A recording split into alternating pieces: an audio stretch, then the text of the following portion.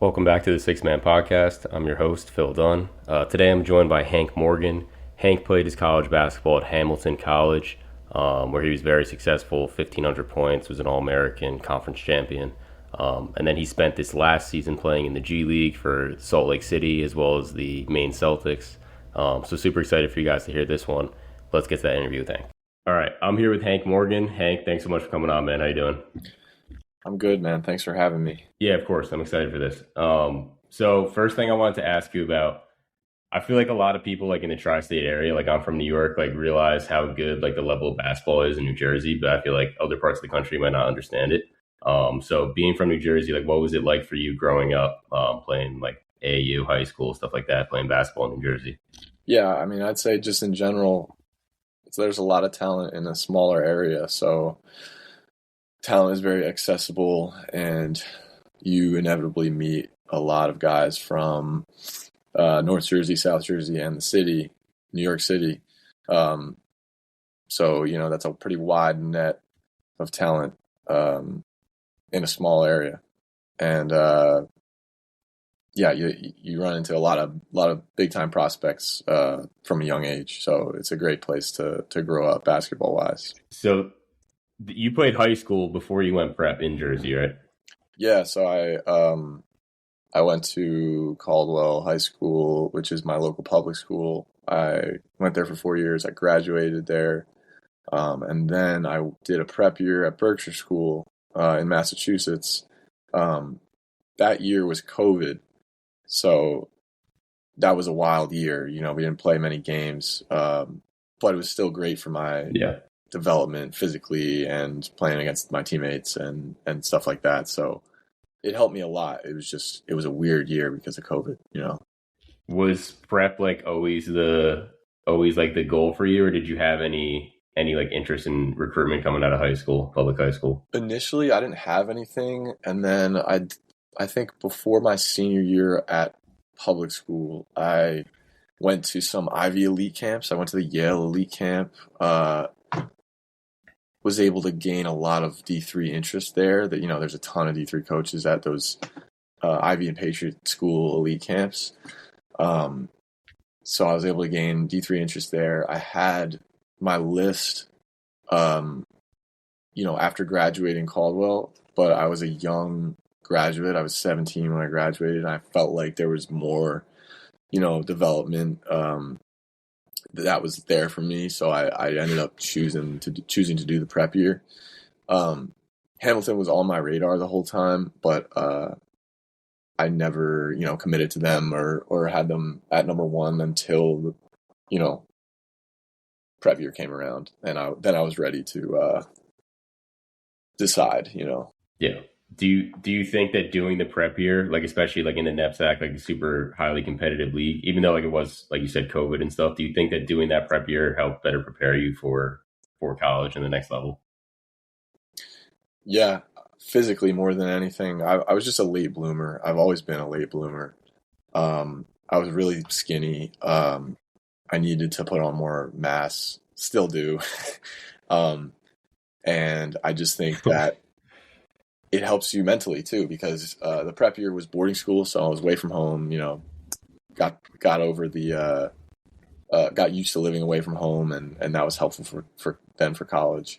Yeah. And then you're just playing against typically better talent at prep schools. Not saying public school isn't great place to play. It's just usually you get some higher level prospects to play against at the prep schools. So what was it about Hamilton that made you want to go there? And what were your like other top schools when you were coming out of your prep year? Yeah, so Hamilton, Coach Stockwell at Hamilton was a really consistent recruiter. He made me feel like I was wanted there. He made me feel like I had just a place where I could, contribute in some way immediately. And he was most consistent reaching out. Uh, some other schools, they weren't as good with it, and I think that ended up being kind of the defining reason why I went with Hamilton over them. Um, so yeah, I think consistent recruitment makes a kid feel like he's wanted there. And that's most important. Yeah, for sure. Especially like a school like Hamilton, like high academic and the NESCAC super competitive. It's probably not too hard of a decision, especially when they're showing a lot of interest. So obviously, like super decorated career at Hamilton, 1,500 points, won the NESCAC championship. Talk a little bit about like what that experience was for you. Starting with like when you first got there, was there any bit of like a rude awakening, like playing at the next level at first? And how was like your adjustment to college and then your college experience? Yeah, there was definitely an awakening in that the jump from high school to college is big in terms of the physical nature of everyone, the speed of the game, and the skill too. But yeah, my very first game, I rolled my ankle bad. I sprained it, and I was out for like 5 games. And then got healthy, came back, and a couple games later, I hurt my shoulder. It was torn labrum, so I was out for the rest of the season. So I ended up playing about half of my freshman season, and it was very clear to me that I needed to do a lot more to stay healthy.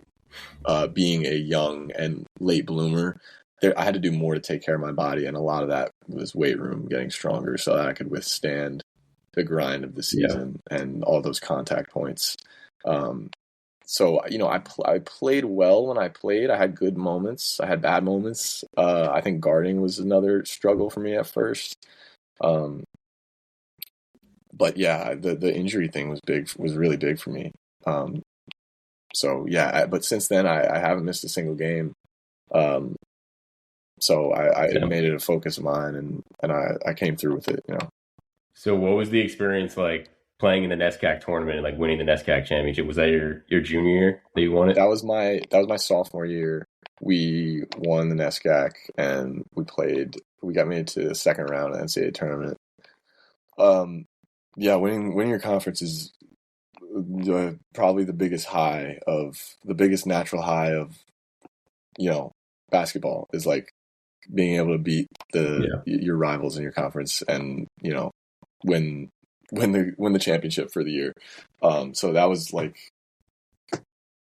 well earned, and we felt like everything for the last 2 years had been building toward that. So that was a very sweet little victory. And then playing in the NCAA tournament is really fun. At the D3 level, they kind of step up their game and make it feel a little more like Division One, which is cool. We got bounced in the second round. My sophomore year, we got bounced in the first round my senior year, so I was never able to make a deep run. So I'm jealous of all of my friends who have made deep runs, but it's still a great experience. Yeah. Very competitive, high stakes, all that. So coming out of college when you're graduating, was playing professional basketball like something that you were like highly pursuing, or were you weighing different options of like different career paths and stuff, or were you like totally set on playing pro? I think I always knew I wanted to try. I think from my freshman year on, I had it in my mind. I wanted to see where my college career took me. And then when I had a really good year, my senior year, it started to become more of a reality. And I, had seen D3 guys do it in the past, and just felt like it was very possible at that point. So yeah, after my senior season, it became more of a reality. Uh, and yeah, right after the season ended, I started looking for an agent. Once you like make the decision and like you're determined to play professional, like how do you weigh options of playing professional basketball? Because obviously, typically you're gonna have to go overseas and stuff like that. So it's like you're hiring an agent or you're reaching out to teams on your own. Like how's that whole process come about? Yeah, it's really tough to do it without an agent, especially if you're in a position like I was, where I just didn't know the landscape of it at all, especially overseas. So, finding an agent's tough. You gotta reach out to people you know and trust. Um, the way I found mine was, it's a funny story. It was, I think my sophomore year, I was working out in the off season in some gym with, it was like a 4-star guy in there that the agent was there to see. And I just happened to be there working out with him and introduced myself afterward, and he liked my game and like followed up with me. We kept in touch. And then after my career ended, I, texted him just for advice, not even to necessarily ask him to represent me. And he ended up being willing to represent me. So, I felt like I kind of lucked out in that process. But in my process of exploring, agents to represent me, what I did was basically just reach out to other pros that I know, to coaches that I know, and get contacts that way, and then just have as many conversations as I can. A conversation is the least they could do, and the least you can commit to, and you can just gain information that way without having to, make any payments or anything like that. So, just have as many conversations as I could, and ended up choosing my guy. So. I feel like you always hear about like in like the business world, the professional world, how important like networking is. But I feel like especially in basketball, networking is so important. Like you never know who you're going to meet that down the road might be able to help you out in some way. Yeah. So how did the opportunity in the G League come about? That was so I had a team in Canada that I was going to play for, and it was in a winter league called the BSL, and something happened with that league, the ownership of the league, that pushed the season back by a couple months. And when that happened, my agent thought it would be a good idea to do at least one or two open tryouts for the G League teams, and because a lot of those G League teams have open tryouts, and the Salt Lake City one was a good one. It was one of the last ones that I could still do at the time, and they've got a good, well-managed team down there and staff, and so I did the Salt Lake City open tryout, and I just played really well. It's about like 80 kids in there, and grown adults in there, just most of which are not good players. It's probably about 10 or 15, good college players. So they narrow it down pretty quickly. But I played really well that day. I got invited to team workouts with the Salt Lake City Stars, which is a Utah Jazz affiliate. And then a couple weeks later, after workouts, they made cuts, and I, was able to make the training camp roster and then make the final roster. So, it's a funny story that it was just an open tryout. I didn't have any expectations. I just wanted to go play well, see what happens, and ended up making the team and kind of breaking into the G League, which is the hardest part for a D3 guy. So it worked out. So I believe you're the only Division III player in the G League this year. There has been like in the past, like especially from the NESCAC, like obviously there's Duncan Robinson played at Williams, and like Sam Peake played at Wesleyan. I think he spent some time in the G League. But what was it like being like the only Division III guy playing against and with a bunch of guys that were high major Division I? Did you feel like you kind of had something to prove, or like a chip on your shoulder as you're coming into the G League? Yeah, I take a lot of pride in being the only D3 guy. There's a lot of D3 pride there for me. Everybody asks me about my experience at D3 because it's so different from most guys in the league, and I always like find myself talking about it with so much pride, and excitement. So it was hard at first to shake the label a little bit, and the stigma, the D3 stigma that exists. But now that I feel like I've at least established myself enough in the league to where I've gained the respect of a lot of people, I wear it with a lot of pride. So, I have strong positive feelings about it. You played on the TBT team too, right? The We Are D3 team? Yeah, I did. Yeah, I was gonna say, like, I feel like the run that the We Are D3 team made kind of like opened a lot of people's eyes about the level of basketball that there is in Division III. Because, like you said, like there is a stigma around Division III, but people don't realize just because you play Division III doesn't necessarily mean you're a Division III player. Like, there's a ton of Division I players playing Division III, and there's a ton of people playing Division I that aren't really Division I players. But kind of talk about like what that experience was playing on We Are D3. Yeah, that was big for everyone. It felt like a whole D3 family like coming together to prove something. the idea was just like we've been like scratching and clawing for respect with the D3 label. We got to put that pain into this tournament and make some noise and prove ourselves. And that's what we did. And that was big for us, putting us on the map. Like you said, we beat the UConn squad and the Syracuse squad. We made the Final Four. So, yeah, it just shows that, anybody could play regardless of label. And I think that's important in today's, climate of D1 or bust, Yeah, yeah, for sure. So kind of going back to the G League thing. So you started off Salt Lake City, you ended up in Maine. What's like the process for you? Like, were you involved in a trade? Were you cut from Salt Lake City? Like, what was the process of going from Salt Lake to Maine? Yeah, I got cut. I got waived mid-January, and I was home for a couple weeks, and got picked up by Maine on injured reserve. So they were like, "Hey, we're probably going to only pick you up for a game or two. We need you to shoot or whatever."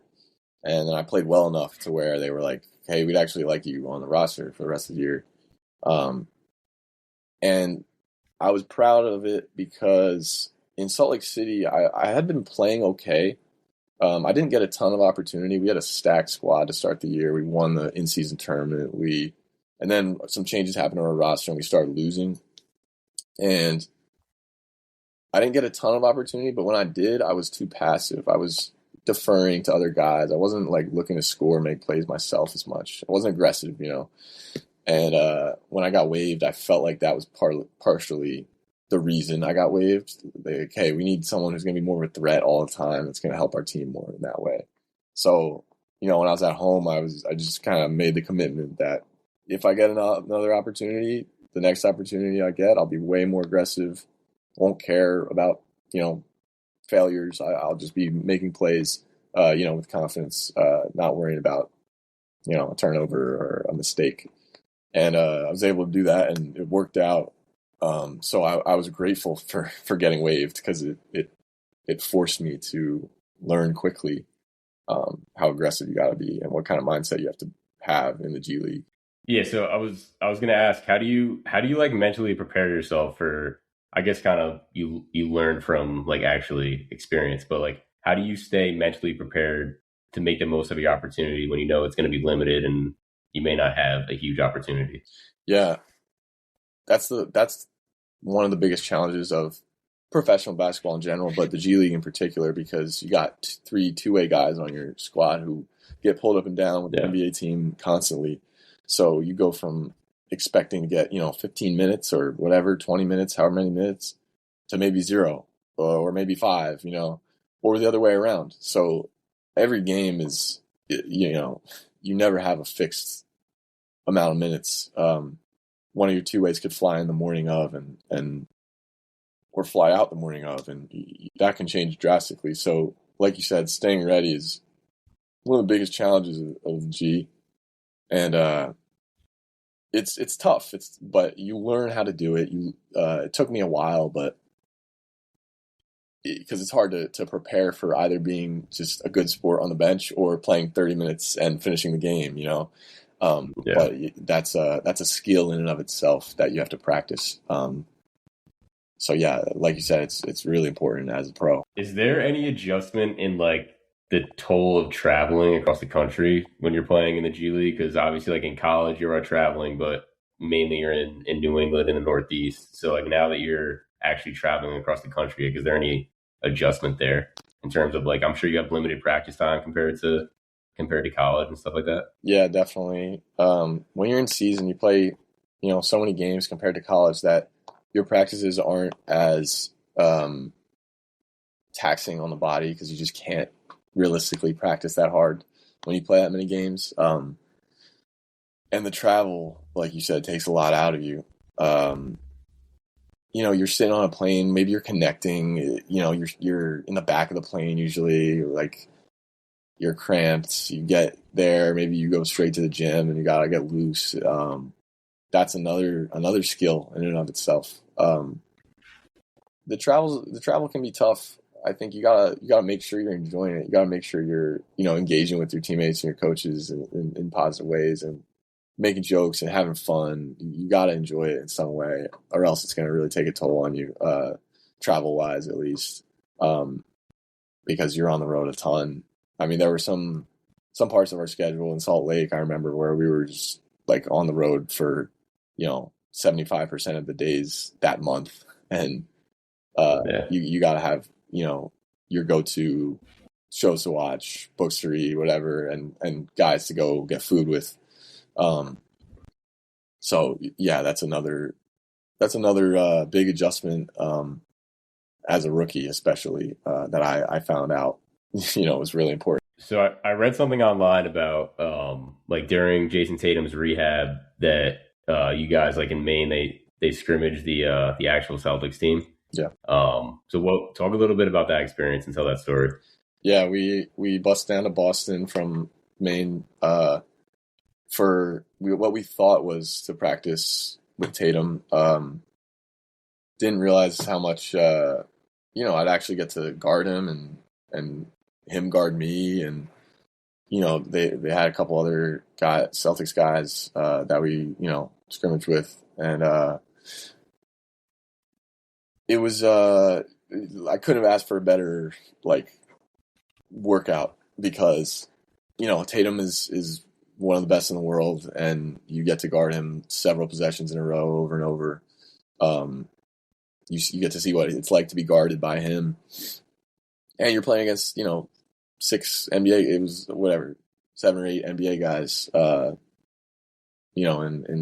a lot of up and down. So there's a lot of value in that workout for me. I played pretty well, so I was feeling good. I felt really confident.